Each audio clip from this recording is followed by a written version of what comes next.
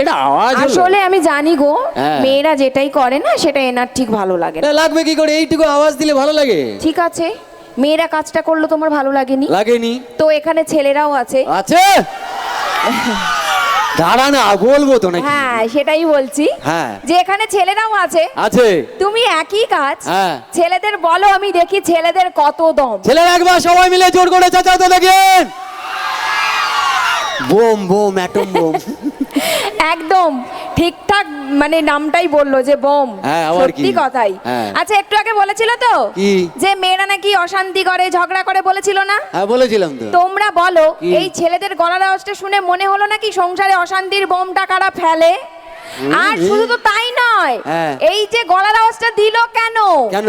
সেটা তো হিংসে করে। কাদের ওপর? কারণ ছেলেরা সব দিনই একটু মেয়েদের উপর হিংসে করে। কি ঠিক বললাম বলো? হ্যাঁ ওকে, হ্যাঁ করছো কো? আমরা যদি তোমাদের হিংসা করতাম তাহলে মেয়েদেরকে বিয়ে করে আমাদের বাড়িতে আনতাম।